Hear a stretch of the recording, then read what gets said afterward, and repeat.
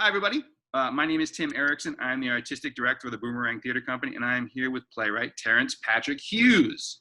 I'm going to give you a little bio on Terence.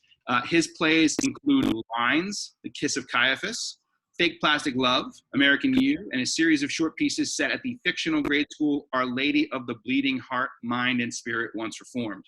His other plays include A Harmony of Both, Tea and Misery, Benched, Finding the Rooster, and Goodnight Sunshine, which had a development reading with Boomerang Theater Company. His work has been produced and developed at The Lark, Horse Trade, Eden Prairie, Seven Collective, Panglossian, 13th Street Rep, Alternative, Ovenbird, Playwrights Roundtable, and your very own Boomerang Theater Company. So welcome, my friend. How are you? Yeah, I got through all of it. I'm well. I'm good. How are you today? I'm good, man. So one of the things we're doing with this is to talk to sort of playwrights about the way that they continue to be playwrights during all of this sort of craziness. So what's being creative and writing like for you now while you're quarantined? Yeah, I mean, we're all in it, right? I tend to be a morning person when I'm writing. Yeah. So I'll try to find time before the kids get up. But 6 o'clock to 9 o'clock right now is about my sweet spot, because they're getting up later because they go to physical school. But I've found that I'm writing more. It may not be at the pace that I'm used to, simply because there's a lot more distraction in the home. But things just seem to be quieter, Yeah. Everywhere. You go out and there's no one around, and there's no conversations, there's no distractions. But the plays, it's like, what do you write during a time like this, right? Yeah. What's coming out? And it's hard not to sit down and write a dystopian type of piece that envisions the future, which is right around the corner and here. But I stick to what I write, which is pretty much comedy, with some drama infused in there. Yeah, just a little dramedies. I've written since this all started, since we've hunkered down. I've written a 10-minute play, and I'm writing a new play right now, and it is a comedy, but it is more dramatic than something I'd usually write.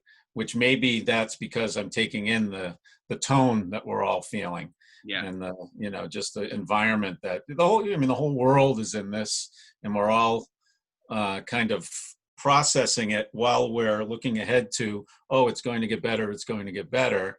And in the back of our mind, it's, let's all put masks on and be fearful of sneezes, right? Yeah. You walk out of the house and you have summer allergies, and all of a sudden you're the enemy of the people. Yeah. I think this summer is going to be really wild for stuff like that. It's going to be interesting when we all really finally get back outside when the weather's nice. And, New York City obviously has a lot of people wearing masks, a lot of people not wearing masks. It's going to be wild. It's a mix of our, not that a lot of people's true selves haven't come out over the last bunch of years in this divided America we live in. And, but what you see now is, playwrights, write about man and women's inhumanity to man. Yeah. A lot of that's on display every single day right now in these heightened type of crisis times. And what I like to do is then, it's almost a process of calming myself, but I then like to write a nice story that is in an environment, a contained environment, that allows us to, kind of analyze, laugh at, learn about, talk about the more simpler parts of our human condition. Those are the parts I think that are being ignored right now. Yeah. That's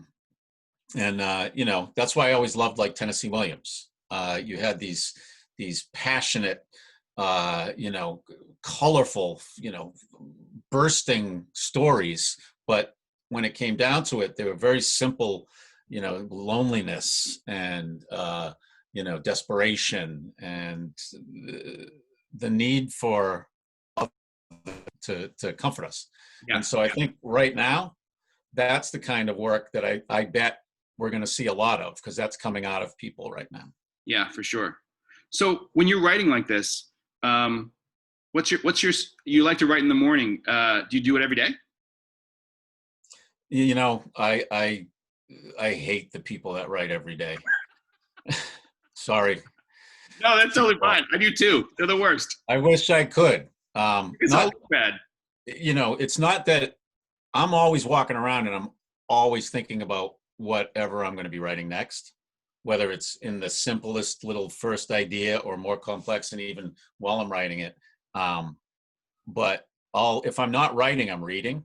Mm-hmm. So, for example, in that morning space, you know, and I like to hit myself hard when I'm not writing with a bunch of different types of things. So I'll be reading a novel and, you know, poetry and a piece of history, you know, biographies, love that. But that's what I'm doing when I'm not writing. And it's kind of like I'm a sponge. I just sponge it up and spit it out. And so that's my routine. But when I am writing, if I'm working on something, I'm definitely writing every day. Yeah. It'll be that 6 to 9 in the morning, and then I'll come back to it in the afternoon for an hour. Particularly if it's something new. If it's revisions, I'll usually just get that done in the morning. You know, because sometimes you can do revisions for 3 hours straight before you lose your mind. Yeah, for sure. And so, kind of stuff. Do you have a spot in the house that's your writing spot, like an office or a nook or something? Yeah, kind of. It because I do it all at home. I do all my writing at home, so it kind of it moves. I have an office on the second floor, but you know, in the winter time, sometimes it's too cold up there, so I'll find a nice spot downstairs, and someone will always take it. There'll always be somebody there. And, you know, so if I spend more than 3 days writing somewhere, I know that someone's coveting the spot. Yeah. And it's only my 2 kids and my wife, so it's, you know, it's not that big of a deal. Yeah, so you know that person pretty intimately. You could cut off some allowances maybe and get that spot back. That doesn't work. None of us have come up with anything that'll work. But I grew up in a family. I had you know, there was 8 kids. Yeah. I was the last of 8, so I knew how to steal spots just as well as have them stolen. Nice. But I do need it to be pretty quiet. Yeah. You know, and have, you know, a good cup of coffee going with me wherever I am. Nice. What other stuff? With a laptop, it's easy. But besides coffee, is there anything else you need to get going? Like, do you put on the jock jams first and get your blood going and then sit down to it, or like? I'm gonna write that down though, Tim. Maybe jock jams. You know that music they play in the games. You know, da da da da. It's before I go to work out, that's my thing. Yeah, but, sure. You know, I think, you know, like with Fake Plastic Love, with the play that I worked on with Boomerang, you know, music's pretty important to me in my plays. Even if it's just the songs that start off the acts, you know, which is always so difficult because stuff that I want, you can't even use unless you have permission. It used to be you could use 10 seconds and people didn't care. But while I'm writing it anyway, it's my inspiration. Like Fake Plastic Love, for instance, it's Frank Sinatra's version of Billy Joel's Just the Way You Are.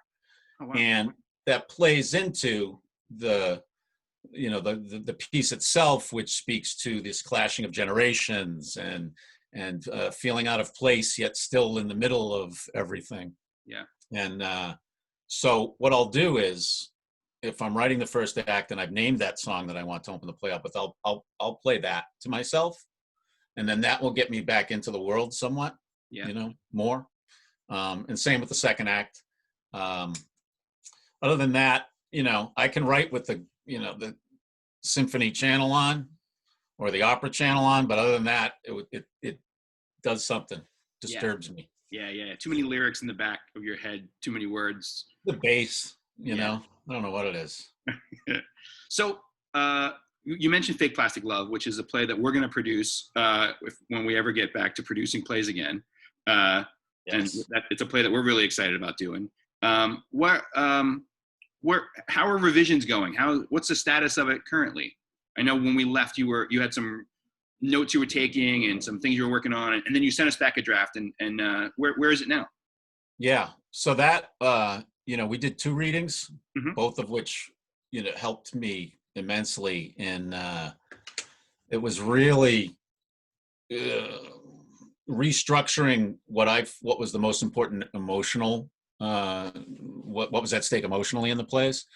And that's what I took into my last couple of rewrites, is not just, so it's it's an adaptation of Shaw's Pygmalion. Mhm. So it's a comedy.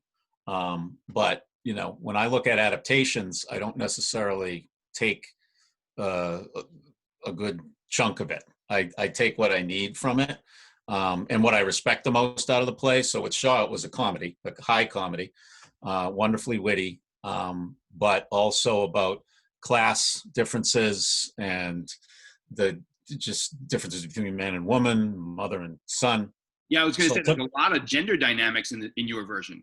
yes, because so we took, we took Higgins and Eliza and switched the genders. Yeah. So you've got an older woman falling for a younger man. And, what I took from what I loved that Shaw did was take this Greek myth. And that's really what I looked at when I was going into the rewrites, was more of this mortal who's been crushed and finds true beauty just through art and creating. So in this instance, this woman who's created stars, celebrities, and just working on that and looking at that along changed the whole scope of the second act. So I've been working on the second act because I think you've given me wonderful notes that you like the first act. Yeah. So I'm not going to mess with that too much when the producer Yeah. gives you such a note. But the second act, historically for me, it's always been the second act, the challenge, right? I think for a lot of playwrights, you cruise, and then all of a sudden it's like, okay, let's finish. Yeah. But it's going well. We were going to do a reading with the theater up in the Woodstock area, but obviously it's all shut down. Yeah. I'm looking forward to it. I think, when we jump back into it, it's going to be close. Yeah, I'm really excited about it. It's a play that, from the first time I heard it, the comedy is so tight and so funny, and so smart. It's not. It has its dumb moments, like, and I don't use dumb and pejorative, but like, low comedy moments. Yes. But even its low comedy moments are so intelligently placed in counterpoint to other things. So it does have a musical element to it that I think really makes that pacing, and that it reminds me of the screwball comedies of the 30s and 40s. Yes. That tone.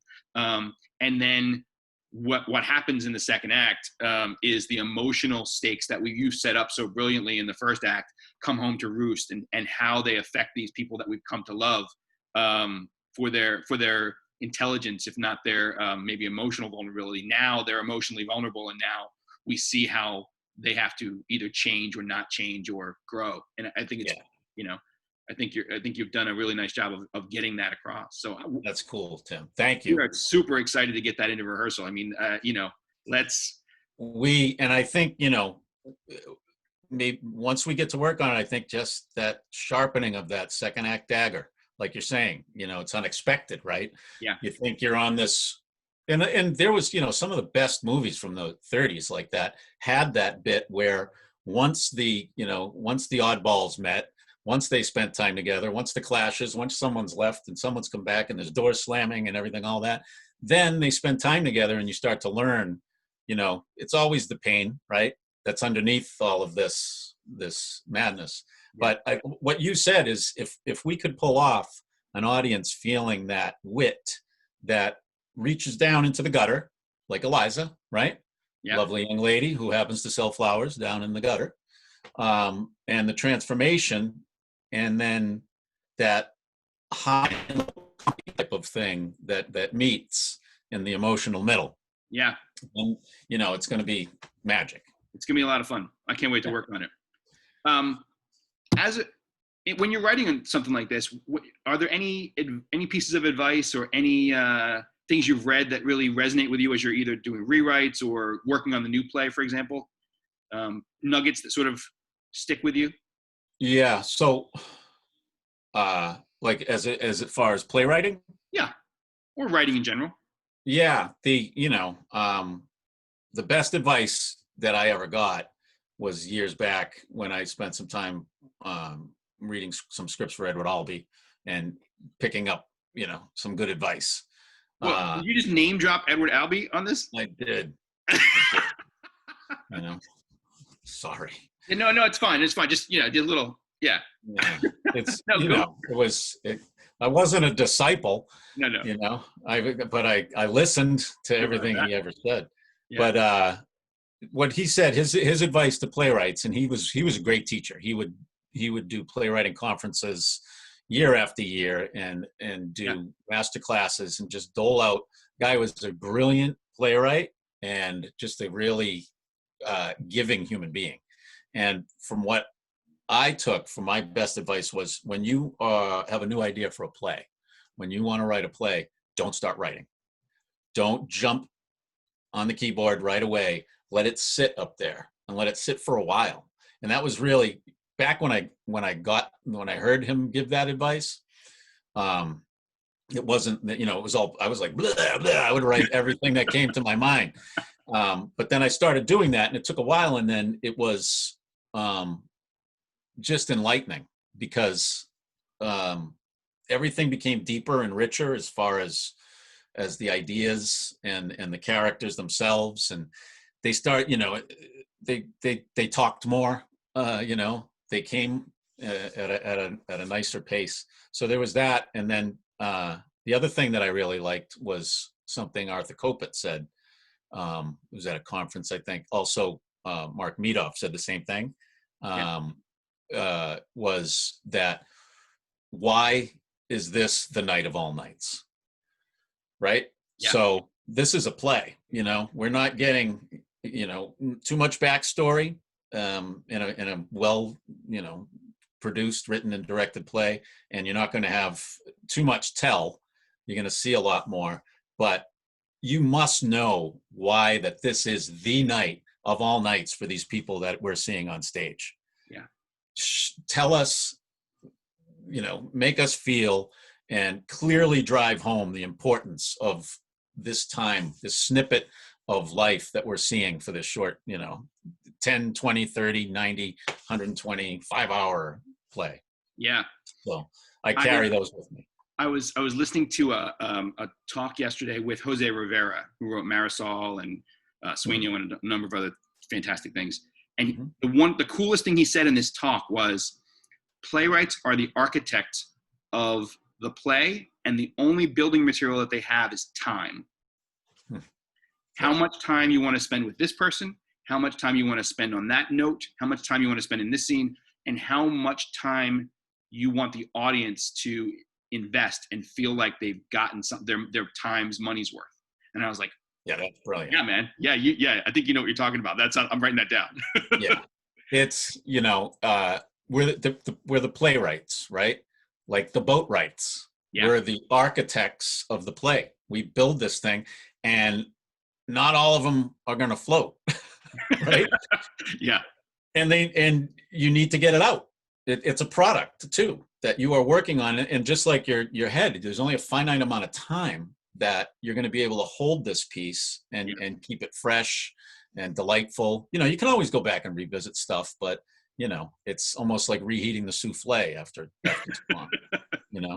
Fortunately, that's why, like with Fake Plastic Love, we've had this now for a couple of years, 3 years, with a couple of readings, which have allowed me to leave the play and come back in and still have the heart of it within me. So, that's the kudos to Boomerang Theater that I say, and to Tim Errickson. Well, now you're name dropping. Now you're really. See? Once you dusted your shoulders the first time, I wanted to make sure I did it for you. I'm not saying anything else after that. We're leaving it right there. Yeah. Terence, thank you so much for taking some time. And we're going to get all through this, and then we're going to produce your play, and it's going to be awesome. That sounds good, man. It's a pleasure. And everybody out there, you know, be it my play or be it any other play, has got to come out and see what Boomerang's putting on in the city, especially the Shakespeare. Keep him alive, people. From your mouth. All right, my friend. We'll see you soon. Thank you, sir.